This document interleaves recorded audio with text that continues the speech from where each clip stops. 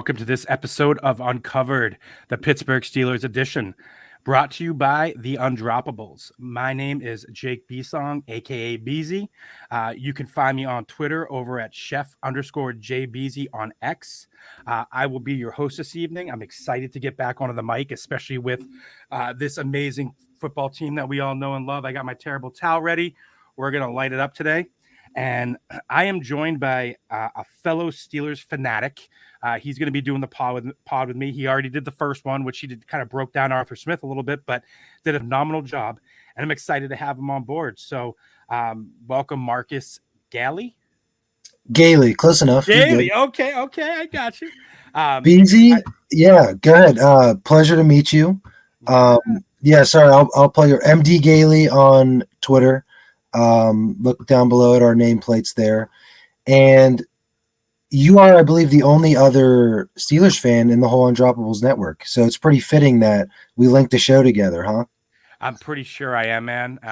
It's been I've been fighting with every one of these people for years, being the only Steeler fan and running my mouth and, everything else. And, I'm glad to have another partner. I think I had partner in crime here. And let's hope we have a better 2024 than we did 2023.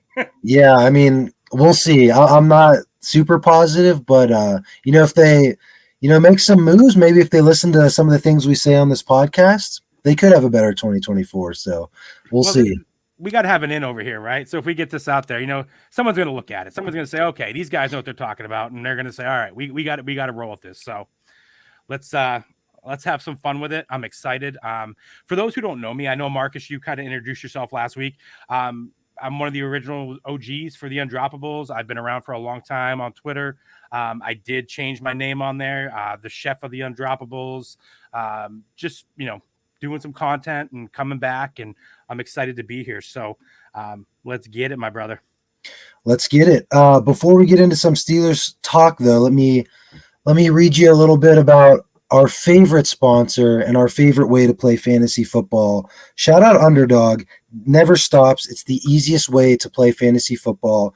Their rookie big board is already up. You can draft for the 2024 season with the rookies included. So whether you like Marvin Harrison, Malik Neighbors, Audric Estime, Caleb Williams, all those boys, they're already in there. You can pick your team, 20 rounds, best ball format. Great way to kind of get into Dynasty, without all the hassle of managing and things like that. $10 to enter with over $2 million in prizes up for grab. Just if you do sign up, make sure you use promo code Undroppable. That's capital UNDROPPABLE, and you'll get your first deposit matched up to $100. So again, shout out Underdog, baby. Easiest way to play fantasy football. Yeah, buddy. I'm actually already kicking away on Underdog drafts, so I'm probably up to about 20 teams already. So let's have some fun. Check out that ADP because there's some wild ADP out there. So, but let's get into what we're really here for. So this edition of Uncovered, we're going to be focusing on the Pittsburgh Steelers this year. Obviously, us being huge Steeler fans. Marcus, you're in Pittsburgh on the streets right now. I am from there, so we are born and raised, and it's in our blood. So we're excited to do this for you guys. So let's kick off with what was how the 23 season went. Like, the Steelers finished 10-7, and this is another winning season under Mike Tomlin. I believe it's 17 in a row now. Am I correct with that? 17 winning seasons? Correct. Now here's the big number, though. This is the one where everybody kind of ignores. Since 2017, how many playoff games have the Steelers won? 0. That is correct. Mm-hmm. It is 0. So we are the team that just wins, and can never get past a certain spot. And it's pretty frustrating. And I think it's kind of crazy because I did see some stuff out there on Twitter, and I did see a couple podcasts talking about it. And, there was a couple big analysts that were out there saying, well, is Mike Tomlin just comfortable with just having a winning record? Like, are they just happy with it? They're winning. They don't seem to ever want to get to that next level. And while it's all a bunch of bullshit, because what team doesn't want to get to the next level, right? It's wild that we've had these productive seasons and we just have not gotten past the playoffs, round 1 in 7 years. Whether that's coaching, player personnel, whatever, it's just we are in a hole right now. And, hopefully with this season, in, 2024, we did have a very good 23 offseason. We added a lot of good players. We had a great draft. So, you know, those players coming into year two and developing, and I think obviously what we'll get into in a little bit is our quarterback controversy potentially coming up. Everybody seems to be talking about, but um, all in all, this offense, it it wasn't terrible. It had the second fewest turnovers in the NFL. It averaged 18.4 points per game, 18.4 with Pickett, 15.5 with Trubisky, and 24.5 with Mason Rudolph. So we had a lot of changes on the offense in terms of quarterbacks. We obviously had an offensive coordinator change mid-season, which is very unlike Pittsburgh to do at all. And I don't think I've ever seen it happen where they just drop the coach mid-season. Right. So this team just seemed to really, in some ways, kind of be a mess. Is that something you agree with?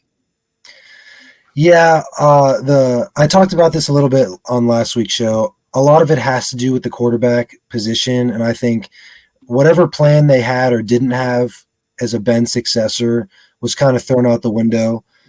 And what was struggling for me as a fan is, we saw how much better this year Mason Rudolph was than Mitchell Trubisky, and the fact that it took them 2 games to realize that, of Mitch just absolutely shitting the bed, for lack of a better term, before they turned to Rudolph. Like, how long has Rudolph been in their building? 5 years? Yeah. Like, you can't tell me from watching his prior film or watching him in practice that he wasn't a better option than Mitch. Like, it was plain as day watching them playing games. So the fact that they couldn't turn to him before them, I don't know if just because they paid Mitch $10 million, they felt like they owed it to him to go in. But it was just so weird, like seeing the difference in all three quarterbacks and how Rudolph was just far and away the best one out of those three. And he was third on the depth chart. He was holding a clipboard for most of the season. It's just, I can't say that I've seen it with any other team. It's just so weird. It was. Go Yeah. ahead. No, you're good. I was just saying, like, really since Big Ben left, it's just been I don't know. Like, it was clear that they didn't really have a plan, and now they really don't have a plan. And we'll probably talk about this at some point, but it's going to get interesting this offseason.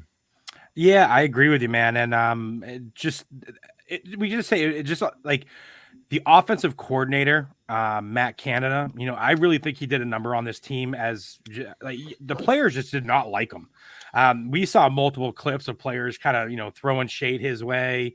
They weren't happy with stuff, and even Boswell said something walking into a locker room after a game or something like that. So he really was he wasn't a good coach. He wasn't a good offensive coordinator. Like, his play calling was terrible. It was very it was easy to read what they were doing. These defenses that we were playing, they knew it was coming. Right. He just wasn't qualified at the end of the day. Like, he had one decent season in college at Pitt when they upset Clemson that year with James Conner, Tyler Boyd.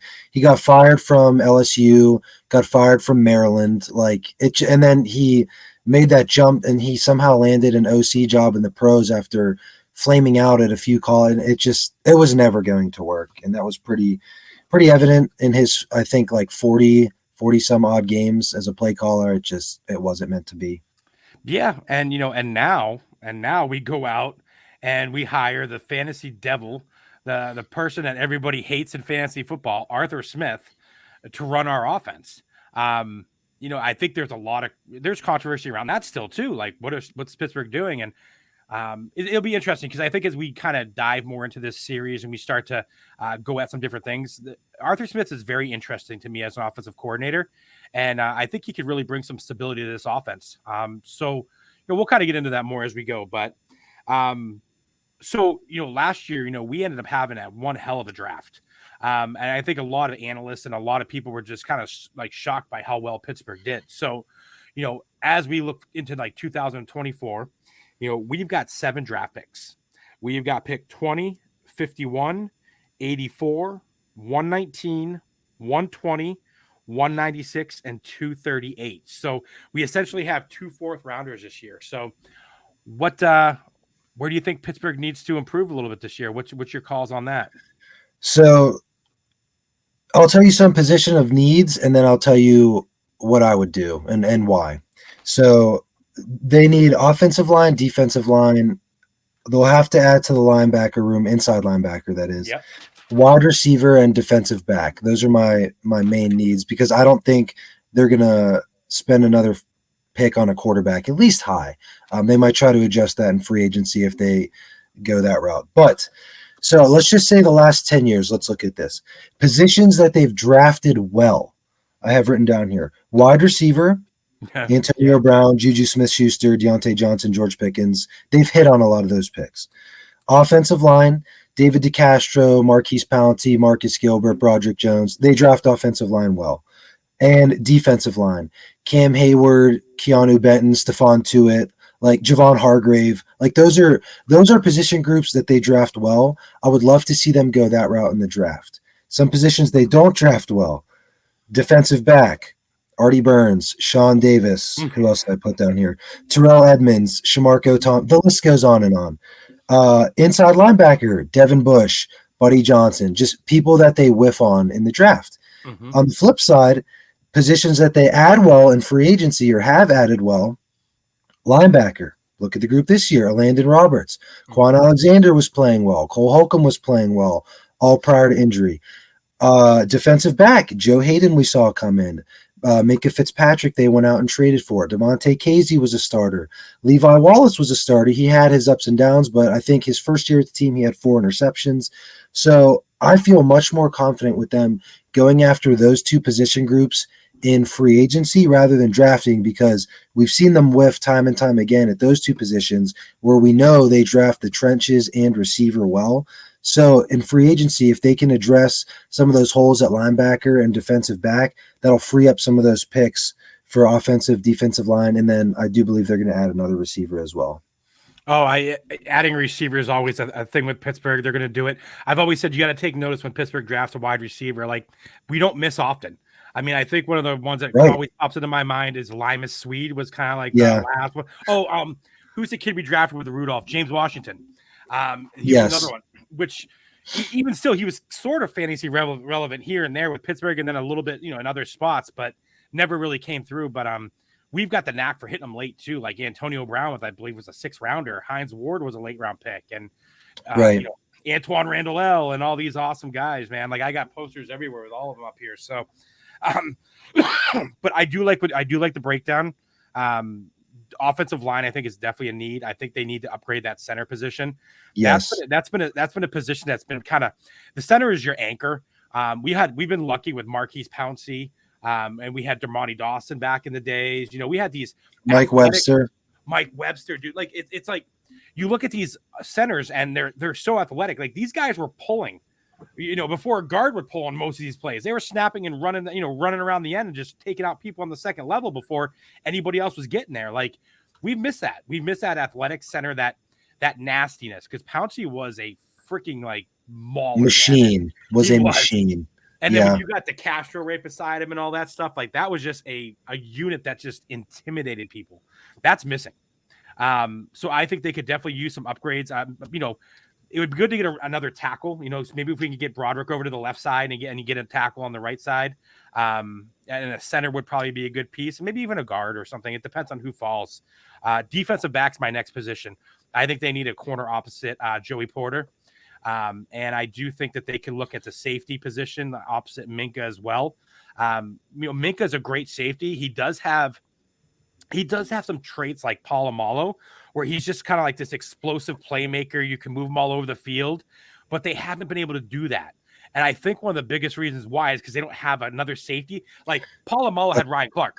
Right. Yes. They don't have that right now. They don't have that complement for his game. Yeah. Correct. I feel like he feels like, my opinion on him is sometimes he tries to do too much and it almost gets him it gets him in trouble sometimes because he feels like he has to overcompensate.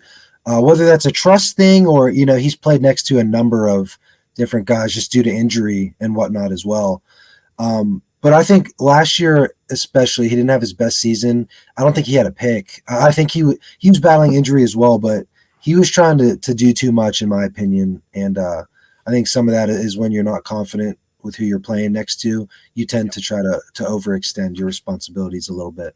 Yeah, and I mean the defensive line too. We need honestly, we need a Casey Hampton. We need that big old boy sitting right in the middle, taking up a center and a guard, allowing the linebackers to move sideline to sideline without having to worry about somebody coming right in the middle there. Like Hampton just did. Our defensive tackles in the with Hampton and even going down farther have always just been these maulers that plug holes. They just jam up that line, and it allows these linebackers to go free. Allows the safeties to play a little bit different, and we haven't seen that. And I think that that's something they really need to look at, in this draft coming up. And then, obviously quarterback, I think they could take a shot on maybe like a day 2 if they want, maybe a day 3 and see if they got a developmental thing. But I really don't think they need to go quarterback in this draft because at that point, you're not really catching anyone. It's going to really turn the table for anybody. You know what I mean? Not at pick 20. Yeah, and I like the quarterbacks and the quarterbacks in this class who are most likely going to be available there are, you're probably looking at Bo Nix and Michael Penix because I think the other 4 will be gone. And are they either of them a significant upgrade over Kenny Pickett? Probably not. More than likely not. Like Penix is interesting because he's got some athletic tangibles, and he's got a decent arm. He can move. But why would you go a quarterback 2 years after you just picked a quarterback at pick 20? Like, just doesn't make any sense. Like, right. Yes, exactly. Go with what you know. Go build those trenches, build your power spots, kind of like you just said. And, and after that, we can kind of, look at where else we need to fill the holes in free agency. So, all right. Well, what about, I know you talked a little bit about Arthur Smith. So I kind of guess we'll roll this into, the biggest question of the week is who's the Steelers starting quarterback? Is it Kenny Pickett? Is it Mason Rudolph? Is it somebody coming in from another team? Are we going to trade? Are we going to is there free agents out there that we're going to pick up? I mean, right now, if you're looking at things, right, we're not going to draft a quarterback early. That's not going to happen. Right. Okay. So the 2 biggest trades right now have been Fields and Russell Wilson. You're not getting Fields. I'm sorry to tell you that. It's not going to happen. We'd have to give up a second and probably a 4th, maybe even another add-on, a 5th, something. And not only that, but you're looking to take on a bigger contract here because Fields is only 24. He's coming into, I believe this is his last deal of his rookie year. And then he's, you're going to have to put him into a deal. So if you make a move for Fields right now, you're basically getting the Bears off the hook of a big contract, and you're going to be looking at it. I don't really think the Fields is going to happen. Russell Wilson's another name that got brought up. Again, who would you rather have, Russell Wilson or Kenny Pickett? Oh, Russell Wilson. I thought you were going to say Russ or Fields. Yeah, no. I would rather have Russ than Kenny. 1,000%. Interesting. See, I'd actually rather have Kenny. And that's what we'll get into that as we go. But what do you think about Fields? Okay, so here's what's tough. I think the Bears want to pick Caleb Williams at pick 1. And I don't know how much leverage that actually gives them in terms of trading him because everyone knows how coveted 101 is this year. So people say, what, like, okay, like, don't trade us Fields then and just have 2 first-round quarterbacks sitting there and you're just going to have Justin Fields sitting and doing nothing. So, like, everyone knows they want to take Williams. I think they want to. I think they're going to, regardless of what they do with Fields. But a lot of teams, too, can point to the fact that Fields' record as a starter is – I don't know it off the top of my head. I know it's somewhere in the ballpark of like 10-29 or something like it's not good. He has very high losing percentage. In the AFC, and I did talk about this a little bit last week too, there are so many good quarterbacks that you need to have someone with some kind of ceiling that remotely gives you a puncher's chance in the playoffs. Like when you're going against Josh Allen, Patrick Mahomes, Justin Herbert, Aaron Rodgers, Burrow, Lamar, like that's 6 guys right there that are probably in the top 10 of the league. And we're going out there with Kenny Pickett and Mason Rudolph. Like, come on. Like at least Fields would give you somewhat of a puncher's chance just because he is so dynamic as a runner too. That's my main pro argument for Fields, not even including the contract and having to pay him. Like that makes it way less desirable. But from an actual football standpoint, like giving you someone that gives you the best chance to win in the harder of the two conferences, I think it's no question that he would give you a better chance to surpass one of those teams than Kenny Pickett. Yeah, I mean, if you're looking at it from a fantasy perspective, Justin Fields is what you want. I mean, you could see him and George Pickett just having a field day. I mean, look what he did with DJ Moore, and that doesn't even Deontay could still be very valuable in the offense. Like, not saying that Pickett's automatically could be the one, but in with the way that Fields, the way that he scans the field, he's going to be looking at a guy like Pickens more than Deontay, in my opinion, just with what he's done this past year. I'm a big Fields fan, man. I have Fields all over dynasty teams. I love the kid. I just don't know if it's worth Pittsburgh trying to what they would have to give up. It depends what the price is. Yes, 1,000%. Because you don't right now. You're basically built. You've got the flexibility to build a team with a rookie on a quarterback on a rookie contract, and really no one behind him right now. Trubisky's gone, which he should have been gone. He should never even came. Mason Rudolph is, going into free agency, and there's no market for Rudolph. So there's a good chance he's going to be back. Like, I hate to say it, like, I know what you were saying about Rudolph being like the third quarterback on the bench, and there's a reason for that. He couldn't beat out Trubisky. I don't really think Pittsburgh has any real feeling on they don't seem to like Mason Rudolph. They never have. Right. Yeah. Ever since the head and everything, there's something missing there. You don't feel confident in it. And so let me ask you this then, Bees. Okay. So you're Mason Rudolph and I'm Kenny Pickett. So Steelers are struggling offensively. I get hurt. You come in, you rattle off 2 straight wins, scoring 30 points in both games, like best numbers we've seen all year. I'm now healthy. Me as in Kenny Pickett. You still play against the Ravens, get the win. I'm still healthy again. You get the nod against Buffalo. So the fact that me, the former first-round pick, was healthy for those final 3 games of the season, you play, you get the starting nod. You've been endorsed by multiple offensive players that they're lobbying for you. Deontay Johnson comes to mind to start next year.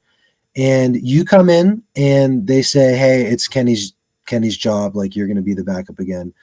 How would you take that? Would you be like, why am I backing this guy up? Like, you basically told me that I'm better by playing. So, like, if you were him, would you want to come back?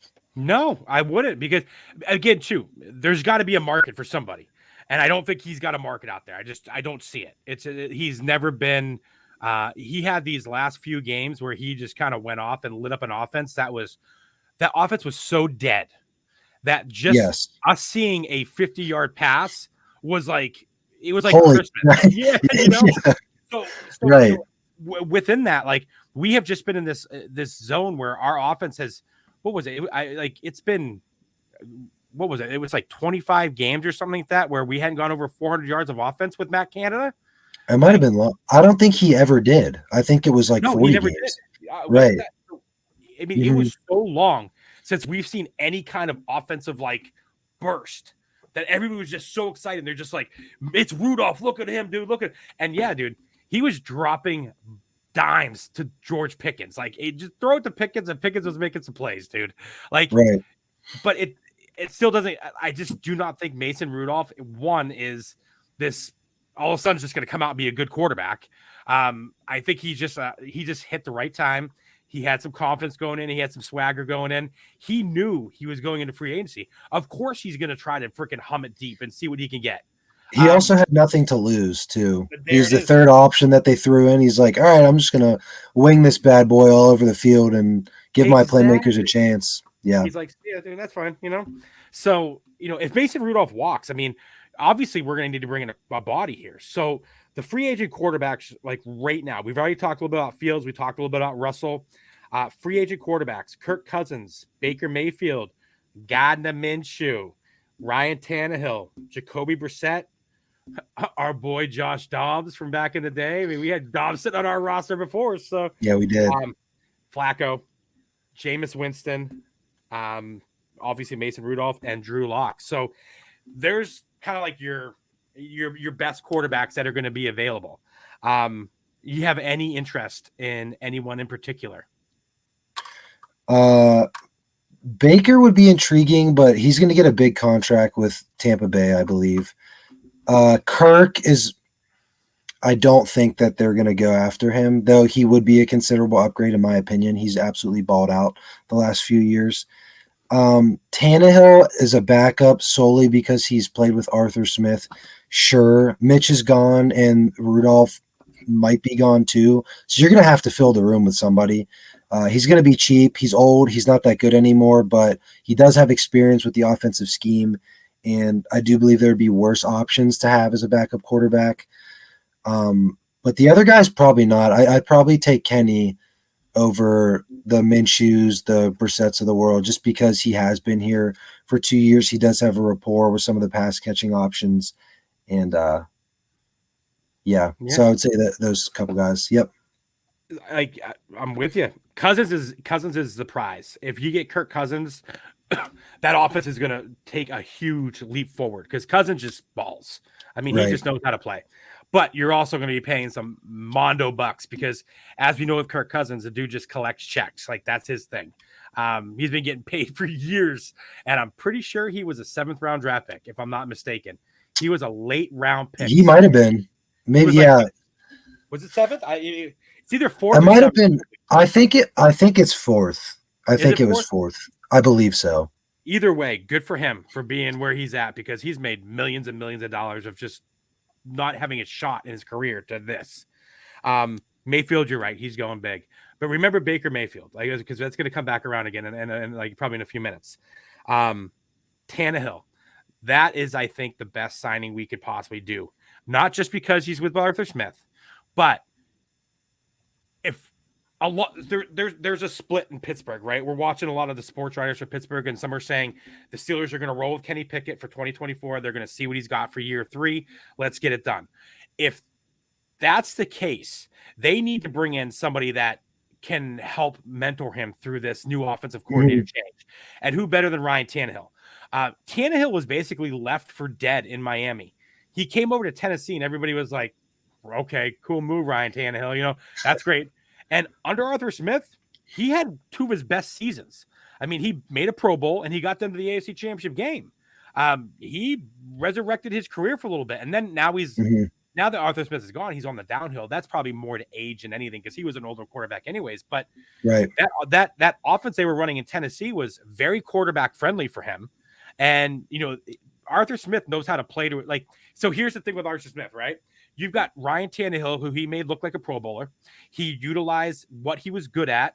He got him on the move through bootlegs, got the ball out of his hands quick. And obviously having Derrick Henry back there as a monster is gonna help, right?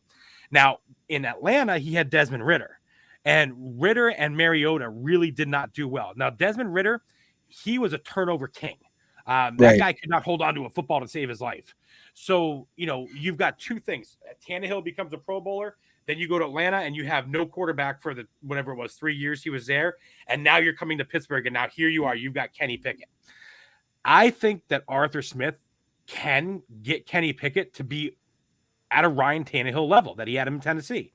I think they could play very similarly. Pickett's got athleticism. He can get out of the pocket. If they utilize the bootlegs and all that kind of stuff and get him on the move a little bit, it's going to help the offensive line. It's going to help the receivers, get some trickery in there, get some plays going. We've got the playmakers and we've got the versatility to make these things happen. But with Canada, Pickett was just dropping back, and there was just no sort of movement or action. Pickett's rookie year, he had some feet. He had 3 touchdowns on the ground. He was running for almost 4.5 yards a carry or 5 yards a carry. Year 2, Pickett didn't move at all. He was just sitting in the pocket. So if Arthur Smith comes in and plays to those strengths and gives Pickett a chance to roll out and get mobile, I think that would be a benefit for him. And having a backup like Ryan Tannehill to help walk him through and to guide him, it's probably one of the best case scenarios you could ask for a 3rd-year quarterback on his basically, on his last lifeline here. So, thoughts on that? No, I agree with what you said. I'm fairly down on Kenny overall. I think he had some of the bright spots at the end of his first year, and I was cautiously optimistic going into year 2. And then, in my opinion, he didn't really look like he improved in any areas from year one to year two, and that's where I was kind of like, he's already 25 years old. Like, it's not like he's 20 or 21, like Stroud and Anthony Richardson. Like, he was in college for 5 years. So I'm pretty sour on him after last year, especially just with the lack of points, the lack of touchdowns, things like that. But all this quarterback talk, you said you like Fields, Wilson, Cousins, all this. I still think Kenny Pickett is going to be the quarterback in 2024. So I think all this talk for now is probably for naught. I think they're going to give him one more chance with an actual offensive coordinator. And I don't fully disagree with you that, with a good OC, with some things changing up, that he could elevate his game to like a rather proficient game manager. I just haven't seen anything yet that would indicate that in 25 games. So I hope I'm wrong. I just need to see it to believe it first. Like, could you tell me, like, if you told me at the end of the 2024 season, like, Kenny threw 21 touchdowns and 9 picks, threw for like upwards of close to 3,500 yards, something like that. There's a world where that happens, and I wouldn't be super surprised. But like, if I'm a betting man and you're asking me if that's going to happen, probably not. Now, let me ask you this. At the end of the 2022 season, and we were coming into this year, did you think Baker would do what he did? With Tampa Bay, no. No. And this is the kind of the thing. Like, sometimes a young quarterback, especially when you have an awful offensive coordinator, a offensive line that was literally getting new pieces added to it. I mean, this Right. was not some stable line. He lost Deontay. He lost Pat Fryermuth for an extended period of time. Big playmakers for that offense. I mean, we were literally George Pickens and Allen Robinson, and you had Calvin Austin out there sometimes. And, they had the good run game, but, he had lost so many different pieces throughout, and the defense lost pieces too. So in an offense where you're losing players like that, like, this is the first time, and I'll use Baker as an example. It's always like, we can use Minshew as one too, right? Where Minshew is more of like a game manager. He got thrown into the Colts offense because Richardson went down, and he actually had a pretty decent year in terms of just what he did for that offense. Like, Michael Pittman was a star. Alex Pierce was catching some long balls. Josh Downs was a huge rookie on the rise because of him. So I guess my biggest point is sometimes I feel like we cut bait a little early, and a new offensive coordinator with a young quarterback going into year two who's missed some time with an offense that's kind of been being rebuilt, a lot of young players, is finally going to have a chance to see what he can do with maybe a little bit more stability of some people he's playing with, some vets that he's got on the team, and an offensive coordinator who's quarterback friendly and who knows how to run the football. I think that could benefit him. It benefited Baker. Baker got some weapons, and look out. All of a sudden, Baker's, looking like he was one of the best. He's going to get a big contract this offseason. Yeah. Absolutely. And Minshew's probably going to stay in a backup role. He'll probably stay in Indianapolis. But I mean, look at Josh Dobbs, right? Look what Josh Dobbs did. I mean, he's been nobody for years, man. And all of a sudden he comes out and he becomes a starting fantasy quarterback where he was actually like, you were starting him over maybe 8 other quarterbacks at that time. Like, he was phenomenal. So, right. And then he went to Minnesota, and look what happened. He went right back down to where he was. Systems are massive. If you could catch a quarterback in the right system with the right offensive coordinator, and they've got some good pieces on offense, any quarterback can be successful. This will be a telling year to see if that whole prophecy comes true with Pittsburgh or not. But we've seen worse quarterbacks kind of rise up here lately, and in my opinion, I really think there could be a year three leap for Pickett if it all goes right. I love it. I love the optimism. Like I said, I hope I'm wrong. I want to be wrong because I want the Steelers to be good and win games. But we'll see. I do too. Again, Pickett has not been great. He's been doing a lot of stuff on his own that's not good. He's not reading. He's not processing the field correctly. He's staring down receivers. He's got to get better in what he does. But he's also had a really excuse my language, shitty offensive coordinator, and a lot of injuries on that offense. And then they've had to move people all over the place, even with the offensive line. There's no Right. continuity. So let's see if maybe he can get a year where everything lines up. And maybe Arthur Smith is a good offensive coordinator. Maybe that's what he does. He's just not a good coach. And maybe he gives us a. Do I think Kenny Pickett is a top 12 quarterback in the NFL? Probably not. But could he be a solid 15 to 18 range where he's a game manager with some big plays? And, you know, he's got that clutch gene, man. All of a sudden the fourth quarter comes along, he sucks all game. And then, you know, that fourth quarter drive we need to win on, he just starts dropping dimes like crazy. So you're like, where's that all game? Where's that for 3.5 quarters? There you go. So it's there. There's something there. It's just they have to figure out how to get that together. All four. How to unlock it? Yes, exactly. It's there, brother. I'm telling you. And I think that's where maybe Tannehill could come in and be a good bridge, backup, and mentor for him going forward, because he basically just did the same thing 3 years ago. I love it. Is 2024 the year that Kenny Pickett gets unlocked? We will find out. We will find out. So, well, I think that's going to do it tonight, man. We're at 37, so we're going to cut it down tonight. We'll come back in a couple of weeks with another episode. But you know, we're excited to be doing this with you guys this year. I'm excited to be doing this with you, brother. And you know, like I said, thank you guys very much. We hope you enjoyed the show. Uncovered, Undroppables, Beezy, Marcus. Till next time. Peace.